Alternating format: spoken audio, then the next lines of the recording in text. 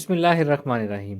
Dear course members, میرا اپنا مراقبہ کا ایکسپیرینس میں آپ سے شیئر کرتا ہوں. اس سے آپ کو کچھ آئیڈیا ملے گا، موٹیویشن ملے گی انشاءاللہ تعالی. میں نے باقاعدہ مراقبہ شروع کیا آج سے تقریباً 15 سے 20 سال کے درمیان. اتنا عرصہ ہو گیا ہے مجھے باقاعدگی سے مراقبہ کرتے ہوئے. جب میں نے شروع میں مراقبہ کرنا سٹارٹ کیا تھا تو میں باقاعدہ اس کو وقت دیتا تھا. روزانہ کم از کم آدھا گھنٹہ مراقبے کو میں روزانہ وقت دیتا تھا بلا ناغہ. چاہے کوئی مصروفیت ہو، میری کوئی ایکٹیویٹی ہو، کہیں آنا جانا ہو، ٹریولنگ کرنی ہو، باقاعدہ آدھا گھنٹہ باوضو اہتمام کے ساتھ چاہے نماز پہ بیٹھ کے نماز کے بعد میں آدھا گھنٹہ روزانہ مراقبے کے لیے وقت نکالتا تھا اور ریگولرلی اس کو میں پریکٹس کرتا تھا. اور جیسا کہ میں آپ کو بھی سکھاتا ہوں، ریگولیرٹی شرط ہے. تصور اور محسوس کرنا ہے ٹارگیٹ سنیریو کو اور اپنے ارتکاز کو آہستہ آہستہ بڑھانا ہے. یہی میں کرتا تھا، یہی مراقبے کا باقاعدہ طریقہ ہے. مجھے تقریباً 10 ماہ کا عرصہ لگا کہ جب میرا مراقبہ، جس کو مراقبہ کھلنا کہتے ہیں، کہ اصل میں مراقبہ ہمارا کھلتا ہے اور ہمیں تیسری دنیا کے یا فورتھ ڈائمینشن کی چیزیں نظر آنا شروع ہوتی ہیں. 10 منتھس تک میں بالکل اپنی پریکٹس کرتا رہا اور اس بات سے بے فکر ہو کر کہ کس کو کتنا نظر آتا ہے، کون آگے ہے، کون پیچھے ہے، مجھے کیا نظر آ رہا ہے، میں کہاں تک پہنچا ہوں. میں ان چیزوں سے ماورا تھا اور ان چیزوں کو میں نے باقاعدگی سے محنت کی اور 10 ماہ بعد میرا مراقبہ کھلنا شروع ہوا. اور اس کے بعد میں نے اپنے مراقبے کا دورانیہ اور ڈیفرنٹ ٹائم فریم میں بڑھانا شروع بھی کر دیا. یہی طریقہ آپ لوگوں نے کرنا ہے. باقاعدگی اس کی شرط ہے. باقاعدگی کے بغیر مراقبہ حاصل نہیں ہوتا. کچھ عرصہ گیپ آ جائے تو لگتا ہے ہم زیرو پہ آ گئے مراقبے پہ. اچھا، اب مجھے تو اتنا عرصہ لگا مراقبہ سیکھنے میں اور کھلنے میں. اب مراقبہ سیکھنا اور سکھانا بہت زیادہ آسان ہو گیا ہے. آپ لوگوں کو جو میں مراقبہ کی تعلیم دے رہا ہوں، ایک تو باقاعدہ میں نے اس کا ایک سلیبس ترتیب دے لیا ہے، ایک کریکلم بنا لیا ہے اس کا کہ کیسے اسٹیپ وائز آہستہ آہستہ ہم سیکھیں گے. میں نے اس میں سائیکولوجی کو انوالو کیا ہے، میں نے اس میں مائنڈ سائنسز کو انوالو کیا ہے، مائنڈ ایکسرسائزز کو انوالو کیا ہے، ہپنو تھیراپی، بہت سی چیزوں کو میں نے، بہت سے علوم کو میں نے مکس کر کے ایک کریکلم بنایا ہے کہ اسٹیپ وائز بیسک لیول سے کیسے ہم کسی کو آہستہ آہستہ لے جا کے مراقبے کی تعلیم دے سکتے ہیں. پہلے زمانے میں جب میں نے سیکھا تھا اس وقت اتنی فارمل تعلیم نہیں ہوتی تھی. ہم نے تو رینڈملی سٹارٹ کیا تھا وداؤٹ سلیبس، وداؤٹ کریکولم. تو آپ لوگ بہت لگی ہیں کہ اتنا ایک آپ کو پراپر فارمولیٹڈ کورس اور ڈیزائن مل رہا ہے کہ آپ اس میں باقاعدہ انرول ہو کے ایک ایک کا چیز اسٹیپ کر کے مراقبہ سیکھ سکتے ہیں. اب جب کہ مراقبہ میں بہت عرصے سے کر رہا ہوں، اس میں ریگولر ہو گیا ہوں اور اس میں کافی مہارت حاصل کر لی ہے.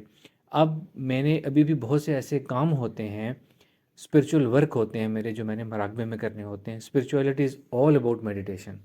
90% اسپرچولیٹی میڈیٹیشن پہ مبنی ہے، مراقبہ کے اوپر مبنی ہے. اب میری مراقبہ کی کیا روٹین ہوتی ہے کہ اب میں جب کبھی نماز پڑھوں، نماز کے بعد اہتمام سے بیٹھ کر بھی مراقبہ کرتا ہوں.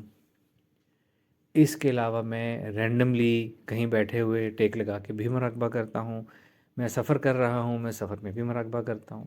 میں کبھی اپنی بزی روٹین میں اپنی ورک پلیس پہ ریلیکس ہوں، تھوڑی دیر کے لیے ٹیک لگاؤں، میں اس میں بھی مراقبہ کرتا ہوں. رات سونے سے پہلے جب میں اپنے بیڈ پہ لیٹتا ہوں، خاص طور پہ وہ بہت اچھا مراقبے کا ٹائم ہوتا ہے میرے لیے، میں اس میں بھی مراقبہ کرتا ہوں.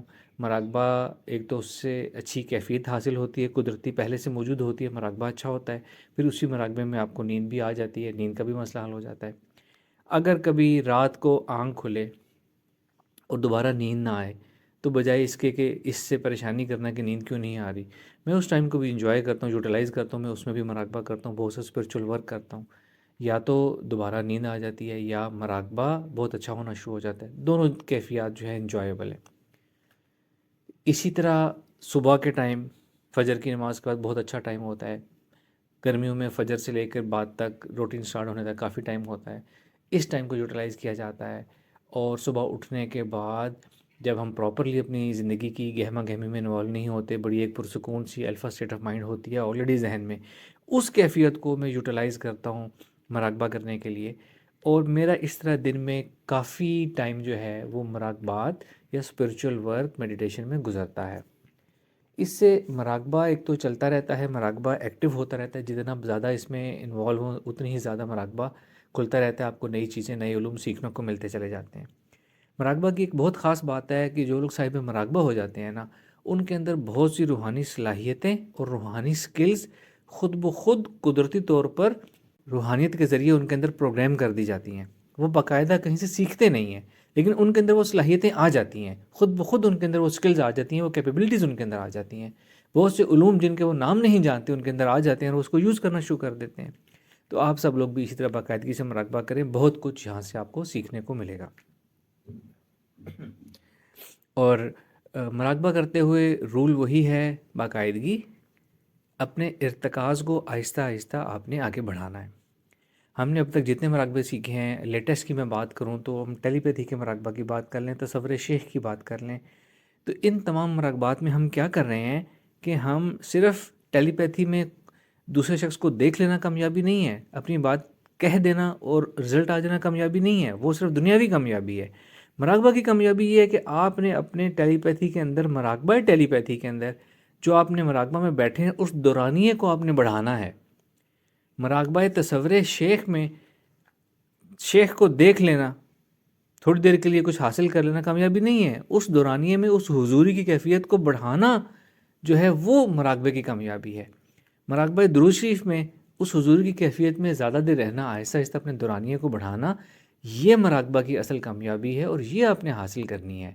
اس چیز سے آپ کا اصل مراقبہ جاگے گا اور آپ کے اندر بہت سی روحانی پاور اور روحانی کیفیات ان شاء اللہ تعالیٰ آپ کے اندر ودیت کر دی جائیں گی، آپ کے اندر پروگرام کر دی جائیں گی. Thank you very much. السلام علیکم ورحمۃ اللہ.